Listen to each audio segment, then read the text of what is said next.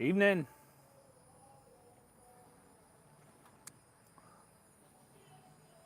Give everybody a minute to jump in here. Evening.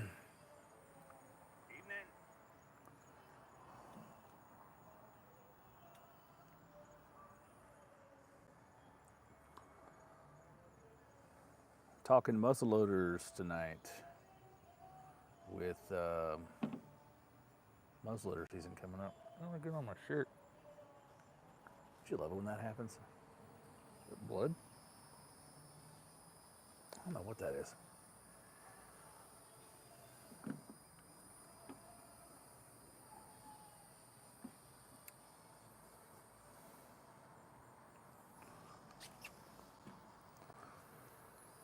All right. Well,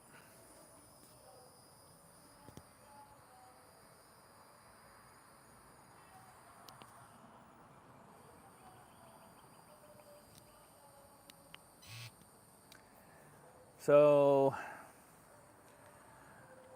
we're talking muzzleloaders tonight. Black powder in particular, and the common misconceptions around it. I hear all the time, we go to talking shooting muzzleloaders about how they're inaccurate or how they're unreliable, which is in the sense of the definition of the word is simply untrue. But before we kick this off, this week's episode is brought to you by Deep Roots Rifle Company. Elevated excellence rooted in integrity and reliability. Use the link in the description to get over to their website and order just about everything you'll need to get into the woods this fall, from fully custom rifles built in-house to flashlights to help you find your way in the dark. And be sure to tell them that UPO sent you. So, muzzleloaders. Typically, most states you're going to have archery season open up first, and then that'll be open for 2 or 3 weeks, and then you'll have either what's called a primitive weapons or a muzzleloader season that opens up.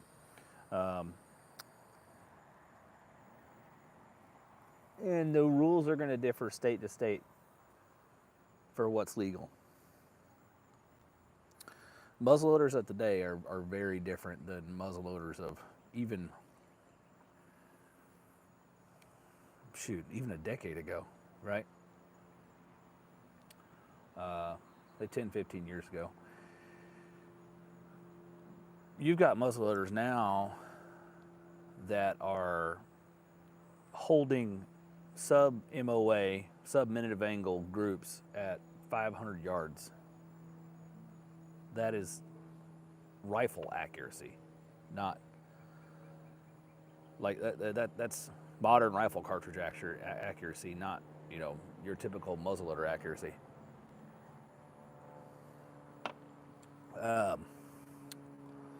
And that would be the CBA Paramount. Paramount? Let me double check my notes here. Pretty sure it's called the Paramount. All the way to the bottom. Yeah, CBA Paramount groups at 500 yards. But first off, let's talk about the history of black powder. So black powder was invented in 9th century China during the Tang Dynasty. The earliest recorded formula appears around 850 AD, and by the 10th century, it was being used in weapons and explosives. Such a quiet neighborhood around here, I tell you, it's great. I can't stand sitting in the studio. I might have to start doing more of these in there. It's cooler out here than it is in there, good God. My AC sucks. Well, it doesn't suck. It just would probably help if I had better insulation. So the earliest recorded formula appears around 850 AD, and by the 10th century, it was being used in weapons and explosives. By the 13th century, it had revolutionized warfare and led to the development of firearms and cannons, which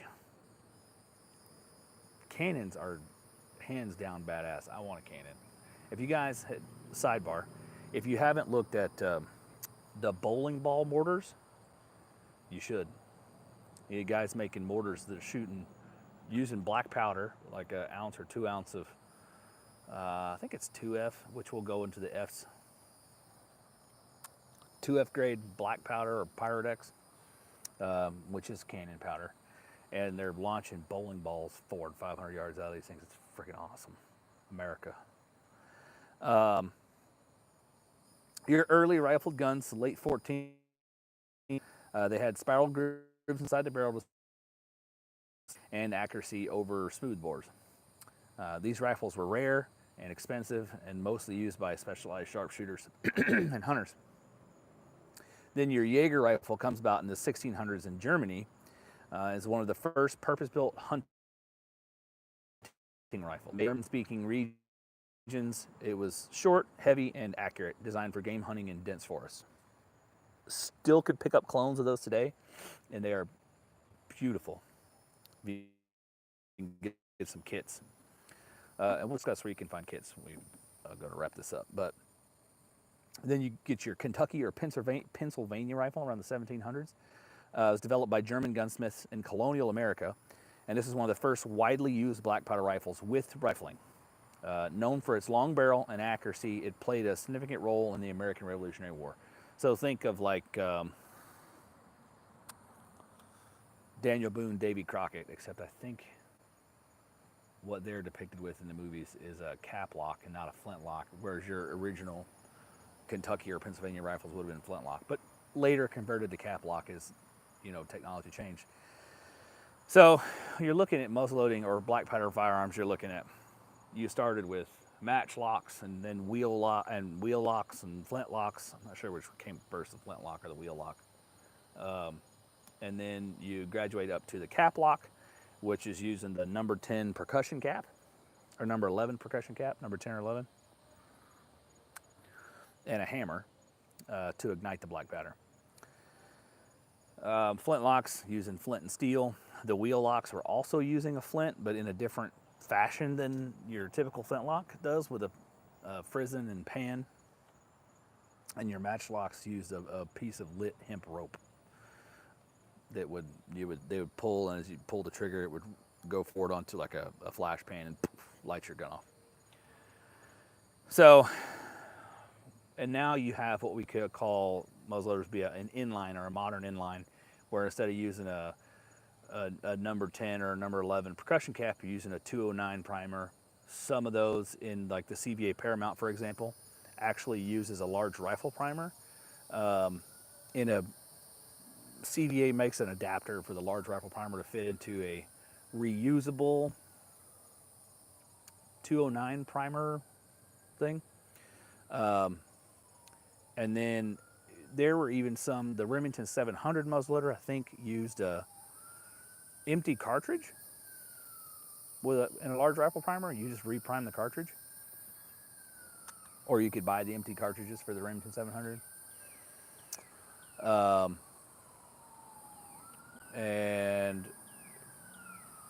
But most common is the 209 primer. Let's give these sirens a second.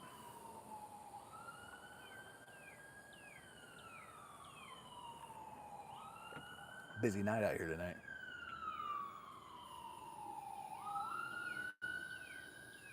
All right. Maybe. Okay. So your modern inlines, like I said, are using the 209, which provides a more reliable ignition, and you need that hotter ignition to burn the modern black powder substitutes, like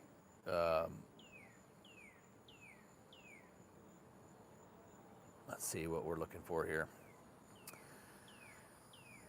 Your my goodness, I can't think of what it's called. Pyrodex and 777 and all that good stuff, right? Pyrodex 777, Blackhorn 209, Shooter's World Multi-Purpose Black. They're all black powder substitutes. And another thing to keep in mind is when you're talking about measuring black powder, when you measure smokeless powder, you measure by weight. And black powder and black powder substitutes are measured by volume. So when you're reading a instruction manual for your muzzleloader, and it says it can take up to 150 grains, that is not by weight. It is by volume, 150 grains by volume, which is a lot easier to measure in the field because you don't have to carry a scale. You carry, like mine looks just like a little test tube. You can measure, pour 100 grains down there until it hits that 100 grain line. Then I can pour that either down the barrel or into one of my my reloader, which I should have brought out here with me, but nonetheless. So black powder itself, which your black powders, it's charcoal, sulfur, and potassium nitrate, or saltpeter. So the wheel locks came first. Yeah, I can't remember which one was which.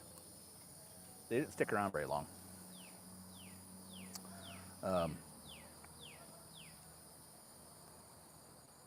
The pros to black powder over black powder substitutes is they're proven. It's been used for centuries, reliable in all traditional muzzleloaders, consistent ignition with a flintlock, and percussion systems. Like it's a little more volatile than, well, it's a lot more volatile than black powder substitutes, right? Black powder is actually considered an explosive. It has to be shipped as such. The cons are it's extremely corrosive. Sensitive to spark and static. It's kind of dangerous to store and handle in large bulk quantities. And it is harder to find. It's not as common anymore with black powder substitutes. And you're talking about like Swiss and Go-X, or you have to make your own at home, which is, there's a lot of really good videos out there how to make really good quality black powder if you wanted to do that. But it's dangerous in and of itself, right? So your black powder substitutes that we talked about, the pros to those is they're less corrosive than traditional black powder. Easier to clean. They often produce less fouling, which means more shots before you need to clean it. And more readily available in sporting goods stores. You can usually find powder in Walmart or black powder substitutes. Cons are it's harder to ignite than real black powder. Your flintlocks are probably going to struggle with that. And most substitutes are best used for inline muzzleloaders with strong percussion caps, like the 209 primers. So, and it's slightly different burn rates. Ballistics can vary, so reloading data must match your specific substitute. They still produce smoke and residue, just less than traditional black powder. So, and then we go from there. When you talk about the different rounds, traditionally you started shooting with would have been a round ball, would have been what was first came out. And those are going to work better in your slower twist rate rifles. There was just a video came out the other day where the guys were shooting true to bore 50 cal newer projectiles out of a slower twist rate. I have to watch it, see how they did accuracy wise. But typically in a slower twist rate, your round ball is going to do better. And don't get me wrong, that straight lead round ball is going to smash and expand and do plenty of damn damage. That's why you didn't see a lot of smaller caliber muzzleloaders back in the day. You're talking 50, 54, 60, and you're making up the weight. You can't really stack weight in that round ball as well as you can in a conical style bullet. And then you came up with the mini ball, which came about at and around the Civil War, and then other conical bullets. But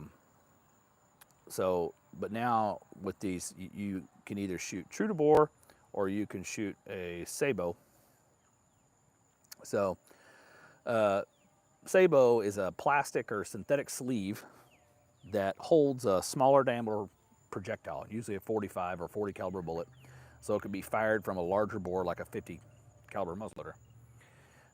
The advantage to that is the sabot, how it works is the sabot grips the bullet and engages the rifling. The sabot falls away shortly after exiting the barrel, and the bullet continues to target with minimal drag from the discarded sabot. The pros of that is they allow you to use a modern style bullet, like a polymer tipped or a hollow point.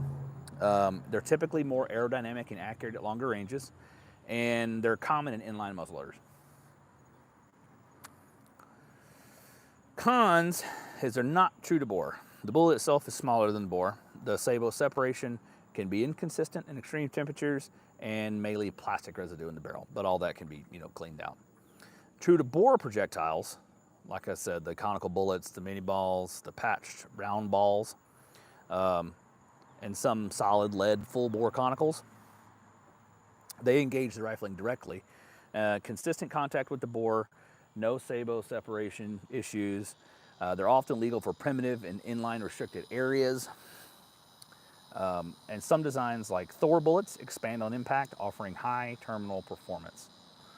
Cons, they may be harder to load, especially after fouling because they do fit true to the bore. Slightly less efficient aerodynamically compared to sleek sabot bullets, and they can lead to more fouling and barrel wear depending on the material. So I thought about this year maybe switching to a sabot bullet, step down to a 45, and then looking at some heavier conical 45 caliber hollow point handgun rounds to see how they fired out of my inline. But we'll get into that and load development here in a minute. So the biggest thing you're going to see as far as an increase in accuracy goes with the muzzleloader is when you start talking about what type of powder you're using. So loose powder versus the pelletized powder, the little 50 grain pellets. The loose powder, you can, it's more customizable. You can fine tune your loads by 5 grain increments in order to get down to where you really are going to see better accuracy. And they're cheaper per shot than pellets. And they work in more types of muzzleloaders, including the side locks and flint locks. With true black powder, a lot of people would argue they're slower to load. I think it just takes a little more upfront planning. With all the speed loaders available now, it's not really any slower. You just measure out a few shots beforehand. Now, if you somehow go through 4 or 5 shots, then yeah, it's going to be a little slower to try to figure that out in the stand. It's easier to spill, which is true. It does require a powder measure.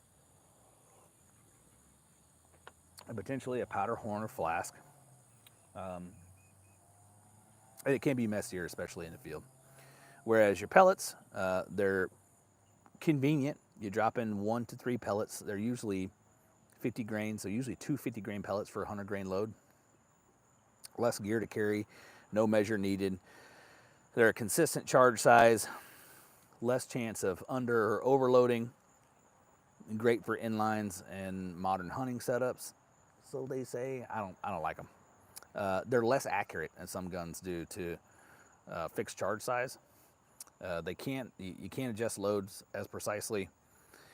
They're generally not recommended in traditional side locks or flint locks because the ignition can be unreliable, and they're more expensive per shot than loose powder. And Blackhorn 209 doesn't come in pellet form. Typically, you're going to find like White Hots and 777, and some other ones like that. So we'll talk about loading a muzzleloader. What you should be doing for accuracy. One, my biggest thing I tell you is ditch the pellets and go to loose powder. Take the time beforehand, measure out, pre-measure your loads once you've got a load developed for your rifle. You get less reliable powder burn on pellets because there's extra shit in there to make them stick together. It's not all just powder. Less consistent powder burn. With the pellets and shooting like a modern true to bore round, you're going to drop in 2 pellets and then set your, a lot of your, we'll use, let's see, I don't think Thor has a plastic cup on the back. Some of them do. That's going to create the seal, the gas seal with the barrel, which is what's going to propel the bullet down the barrel and out the front of your muzzle. But you're going to set that, drop in your 2 pellets, ram that home. Mark your ramrod so that you know you're consistently seating the bullet to the same place every time. And then you want to try to hit the same even pressure every time, so you're consistently crunching powder the same, because those pellets are going to break up a little bit when you shove them down in there. With the loose powder, that's going to be extremely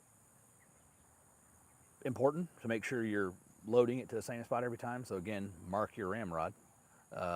I used a small file to scratch mine so that I can see that, it's a metal ramrod, so I made a line on it so I know where that should be. Two, having your ramrod marked is a good indicator that there's a charge in there, because when you drop it in with a charge in there, your ramrod should stop at your line if you've got your charge underneath it. If you don't, it'll go past the line, meaning it's all the way down in there if you didn't have a rifle where you could easily remove the breech plug.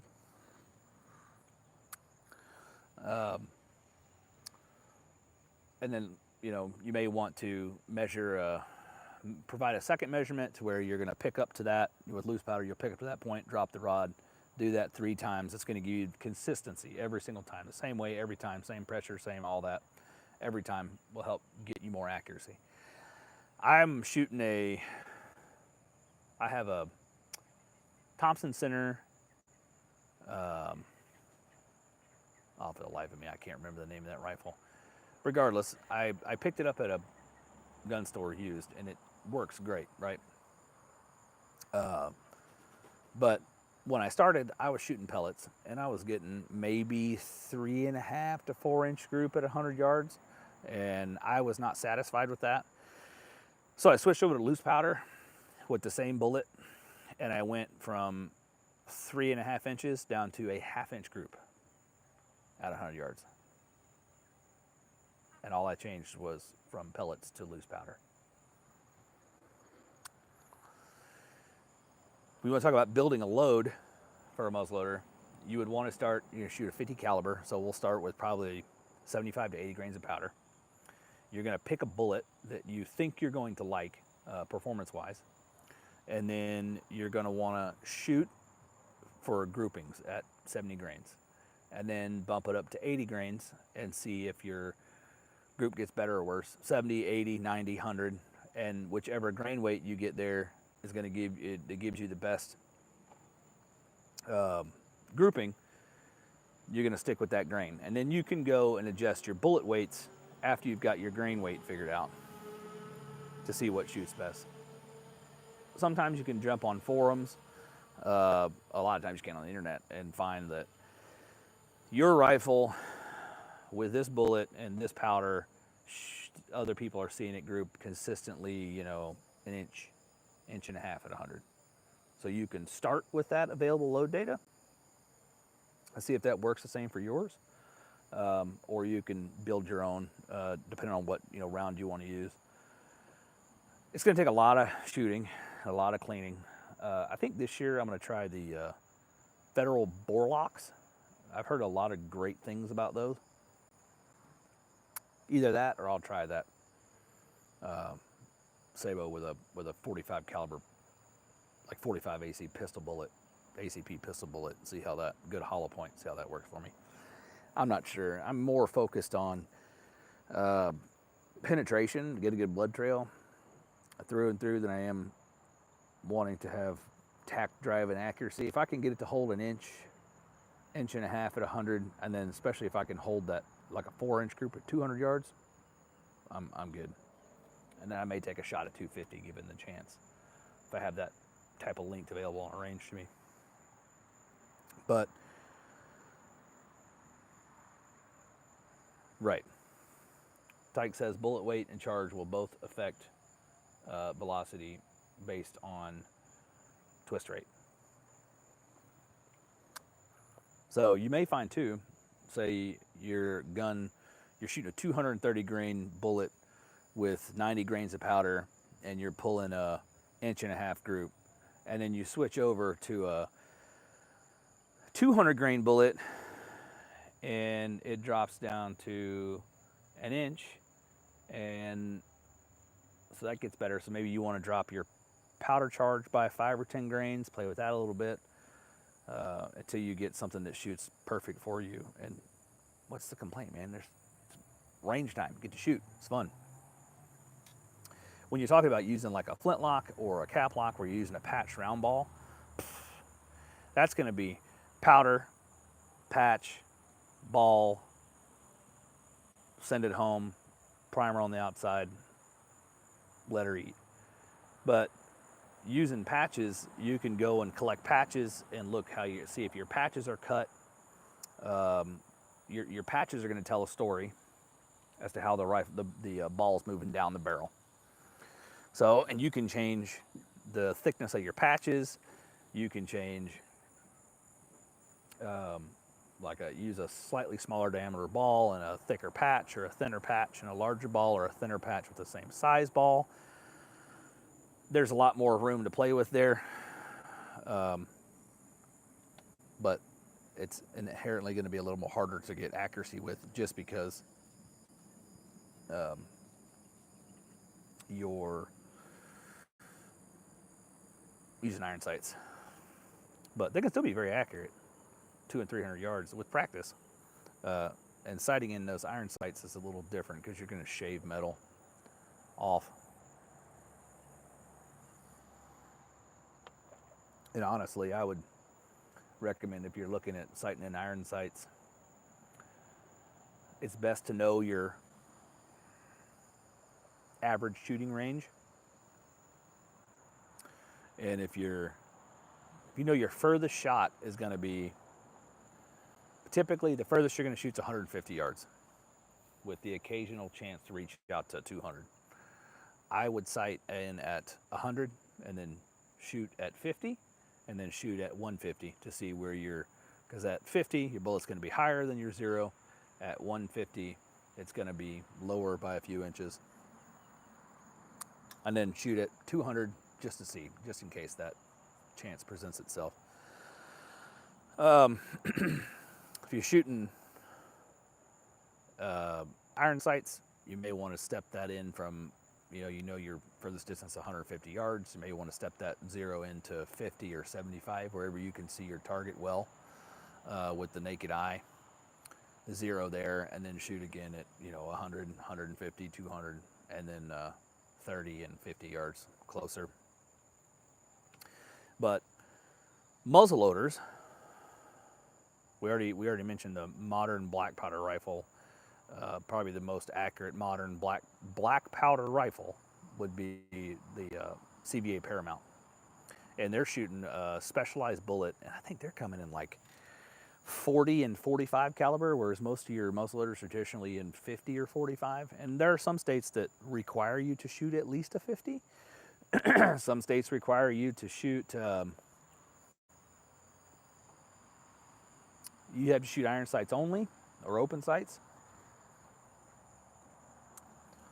Some states are going to require you to not use 209 primers, and to not be allowed to use pellets, and not be allowed to use jacketed rounds like copper. You have to use a straight lead projectile with loose powder, shooting a number 10 or 11 percussion cap. So there's even cool adapters out there. Say you've got grandpa's percussion cap rifle, side lock rifle, and you want to hunt with it, but you want a little more inherent reliability. They make adapters out there that you can screw the nipple out and screw it in, and it'll fit a 209 primer in there, and you screw the cap on it. A lot of little pieces to lose if you're trying to reload it, but if you're hunting out of a box blind or something like that, I wouldn't worry too much about it. You can drop it on the floor, you can find it. Hunting out of a climber or something where you could drop it into the leaves, maybe not so much. I'd rather drop not have a number 11 percussion cap go off, or drop one of those. Plus, the percussion caps are harder to find, but you can make them. There's a company out there that sells a kit to cut them out of beer cans. You can use beer can aluminum to punch them out, and then fill them full of a charge and use those. Although I hear they're not as reliable as like a CCI. And then if you wanted to jump back in time, which is the direction I'm kind of heading, I think I want to, number one, get myself a flintlock. And this started with old Steve Christian. I'm sure you've heard us talk about him plenty. Showed up to one of our small game hunts with a 32 or 36 caliber flintlock. I can't remember which one it was, and was hunting squirrels with it and just putting them down, son. I think it was a 36, and he was shooting like single lot buckshot, and just doming squirrels in the head with that thing. Super accurate. I mean, I shot the top off of a water bottle at 30 yards with it, free-handed. And it's a long, long flintlock rifle.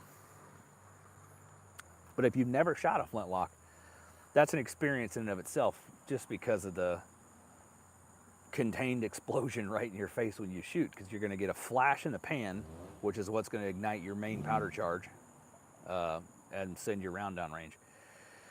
And a lot of times you're looking at, we talked about in the beginning, 2F powder, or 1F or 2F being cannon, 1F being cannon, 2F being rifle, 3 and 4F pistol. Sometimes you can use 3F in a rifle, but you got to be careful. It's going to change and that's how fine the powder is. Coarse, 1F being fairly coarse, 4F being very fine. And the finer the powder, the faster it burns, the more pressure it builds up quicker inside the barrel. So you got to be careful. You wouldn't want to put 2 ounces of 4F in a cannon. It's going to blow it up because it's just going to burn faster. Same as if you put 100 grains of 1F in your rifle, you may not see the barrel or the bullet even leave the barrel. It's just going to burn really slow and not be very good.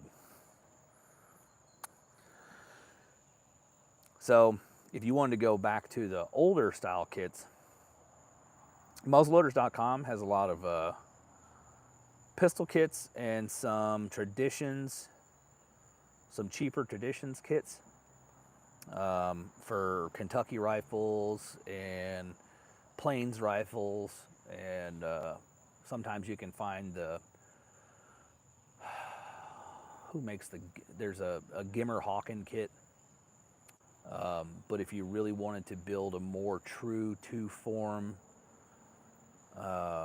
true to history style percussion or flintlock rifle, for flintlocks, I would 100% look at Kibler rifles. They're supposedly one of the easiest kits to put together. And they're truly beautiful and unique. Track of the Wolf has a lot of different parts. You can piece parts together to build your own kit off of their website. And there's a lot of different rifles you can throw together there. And then the Hawken shop sells a lot of Hawken parts and Hawken kits. So if you wanted to build a Hawken rifle, think like Jeremiah Johnson rifle. And if you wanted to go to the complete opposite end of that and still being a muzzle loader, Hankins Custom Rifles makes smokeless muzzle loaders. Disclaimer, do not put smokeless powder in your black powder firearm. The burn rate of smokeless powder can make that thing blow up in your face. Unless the rifle is designed for smokeless powder, use black powder or a black powder substitute. But like I said, the Hankins Custom Rifles are designed to use smokeless powder, and a lot of those are, I've seen guys converting like 20 gauge slug barrels over to be a smokeless muzzleloaders. They've done that. They've converted over Remington 700s to work like a Remington 700 Action. You can convert over with a specialized barrel to be a muzzleloader, a smokeless muzzleloader, and you're going to get a lot more accuracy. You're not going to deal with the reliability issues of black powder or black powder substitutes. You're not going to have to deal with the fouling of black powder. You're not going to have to deal with the smoke in your face of black powder. But also, you're going to have to make sure it's legal in the states that you want to use it in. Some states it's okay, some states it's not. Some states you can use a black powder cartridge, like a 4570 or a 44 Magnum 45 Long Colt, and with a black powder charge in it, volumetric black powder charge, in lieu of using a muzzleloader, depending on how the rules are written. But I really love muzzleloaders, man. Black powder, period. I love the smell. I love the challenge.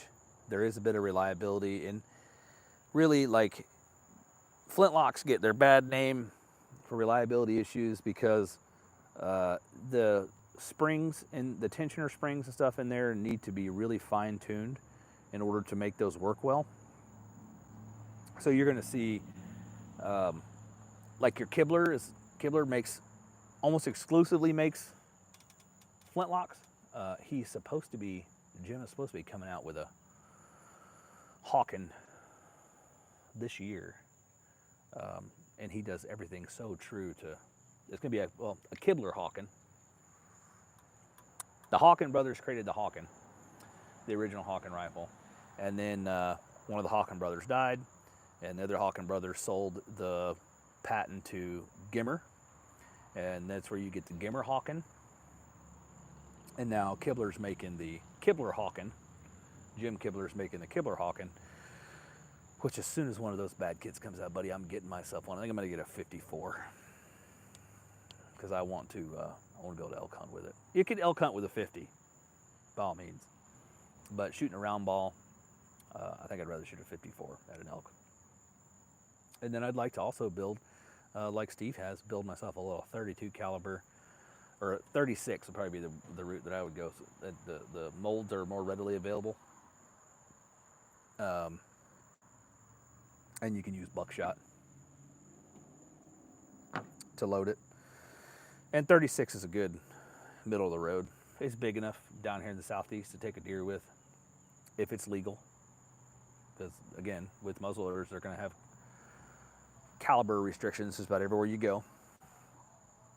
So if your state is legal to shoot like 30 or 36, you could totally use that to kill a deer. Within, certain ranges, you wouldn't want to shoot 200 yards, but 30 or 40 yards, easy. But the 36 is nice because it's not so big. With a lighter powder charge that you couldn't go shoot squirrels with it without destroying a bunch of stuff. And then you can bump that powder charge up a bit, easily take pigs, coyotes, whatever you want with it. And then you get into like fowling pieces where you're talking black powder shotguns, where you're looking at pouring in powder, then putting a shot card, shot, and shot in a shot cup, and then putting another shot card on top of that. So it's providing, and in that shot too, you want to add like some flax seed, something to give it cushion to keep the pellets from deforming as the pressure pushes them down the barrel. And that's going to be in a smooth bore. And there are advantages too if you wanted to buy like a 64 smooth bore, to having a smooth bore over a rifle, mainly that you could shoot a shot charge or a round ball out of it. And you can get reasonable accuracy out of a round ball in a smooth bore. It's not, if they were inherently inaccurate, then they wouldn't have been used as weapons of war. They are accurate within reason. But you got to think too, if you're in a high stress environment, like the redcoats lining up online to fire a volley, you're probably not measuring your powder charge exactly every time. You're probably not ramming the ball home to the same spot every time. You may forget a patch. All kinds of things that go into that to really affect your accuracy. But the biggest thing you can do to increase the accuracy in your modern muzzleloader is to ditch the damn pellets and start shooting loose powder like a man. There's no excuse. It's not any harder. There are so many little speed loaders. I have one made by Thompson Center. It's like a revolver, and it holds 3 charges, and it has a starter. So you lift up the starter, rotate it, and it sits on the end of the barrel. Set on the end of the barrel, lift the starter up, twist it over. It'll drop powder, and the bullet seats on top of the barrel. Start it, set it back in the bag, pull the ramrod out, send it home. Be done with it. That's all you gotta do. And she's done. It's not gonna take you really any less time than if you were to drop 2 down in there and then put your bullet on top of that. Plus you're fumbling with those things, you can drop them. And if you're putting those in a speed loader, you're not saving yourself any time over shooting loose powder. So you're really only saving yourself time at the house. And muzzleloader, the biggest drawback to a muzzleloader is speed on a follow-up shot. But if you take the time to develop a load, you shouldn't need one. So develop a load, develop your accuracy, get everything set right, make the first shot count. That's all you need to worry about. Take your time getting it reloaded. If the deer's still standing there after you missed, you get a second shot. But when you put all that time into it, then I guess you don't get to blame the gun. You can't say, well, muzzleloaders are just inaccurate. That's why I missed. No, definitely you. Take a little extra time. Develop a load, shoot loose powder over pellets. A pound of powder will last you a long time. Pick it up online, get you a couple different grain weights of bullets, maybe even a couple different powders, because they're all going to burn a little differently. Do some research before you go and start shooting, and you'll be good to go. You have an idea where to start. But that's about all there is to it.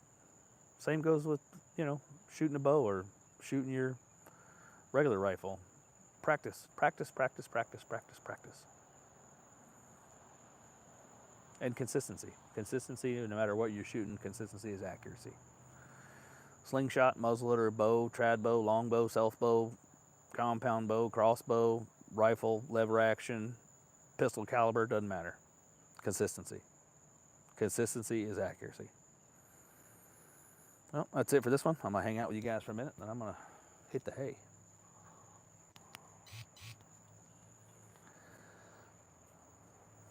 I thought about bringing my Colt Walker revolver out here.